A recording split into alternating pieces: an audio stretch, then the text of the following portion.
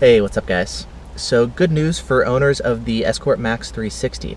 Escort has recently released a firmware update that fixes one of the most annoying bugs with the 360, and that's that this detector will sometimes misrepresent K-band alerts as Ka-band alerts, and you'll get false alerts around 33.4 or so.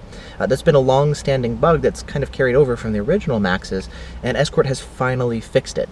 I used to get false alerts with this guy all the time driving around on KA, and it was kind of annoying. If you're running Escort Live, it'll actually automatically report those to the cloud, and now everybody else is getting alerted to your false alerts too. Even for you, K-band you'd take as a lower priority, but Ka-band is usually a higher priority alert, and getting false Ka alerts was pretty annoying. So Escort has finally fixed that bug. I've put about 1,000 miles on the 360 so far with the new firmware, and I haven't gotten a single false alert yet, which is amazing. As far as people on the forums, everybody else is reporting the same thing with the falses actually being fixed. Driving around to locations that used to false the Max doesn't do it anymore. So the new version of the firmware is going to be firmware version 1.4.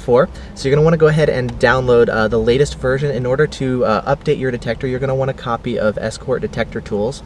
As far as Escort Detector Tools, there's a Windows and a Mac version. You can do either one. I'll put a link in the video description to where you can download it. If you already have it on your computer, go ahead and update to the latest version of Detector Tools. There's actually a bug that was fixed in Detector Tools tool that will help with the actual updating process as well. So make sure you got the latest copy of Detector Tools, and then go ahead and update your 360 to version 1.4, and it'll go ahead and fix the Ka falses that the detector has had previously, which is awesome. There's another bug that was fixed. Basically, there used to be an issue where if you abruptly lose GPS, it would make the display mess up as well. So that's been fixed, but the main thing really is the Ka falses. A quick background about Ka false alerts on detectors. There are a variety of detectors that will false alert on Ka for different reasons. Traditionally with detectors like the Redline or the V1, in order to get the most level of performance out of those detectors, you do have to disable some of the Ka filters that filter out, Cobras essentially. Cobras, leaky radar detectors can make some of these guys actually false alert on Ka. You have to disable Ka guard on the V1 or RDR on the Redline in order to get the full level of performance, right? The Maxes are a little bit different based on the whole digital thing, so they actually work a little bit differently, so you don't have to disable those filters, and so the false alerts actually happen for a different reason. On these guys, the false alerts happen because it would misrepresent, as I mentioned, K-band alerts as if they were Ka-band when they actually weren't. So that's the bug that's been fixed. It's still an issue on the Max and the Max 2.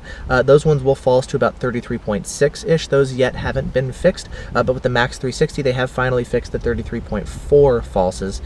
So if you've got a 360, go ahead and update. Again, link in the video description to downloading Detector Tools to get the latest version, and then you're just going to want to go ahead and update to 1.4 to get this bug fixed.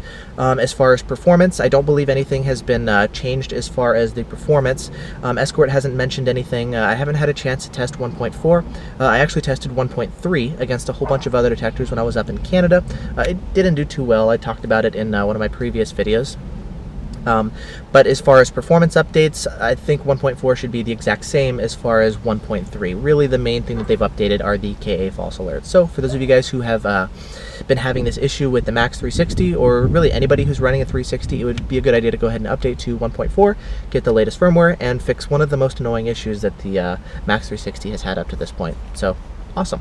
Hope that's been helpful. If you guys have any questions, please feel free to ask down in the comment area, or maybe better yet, you can hop on the forums. I'll post the links to the relevant discussion areas for people actually sharing their experiences with the firmware, how well it's working, etc. So all that, as usual, links in the video description. So awesome.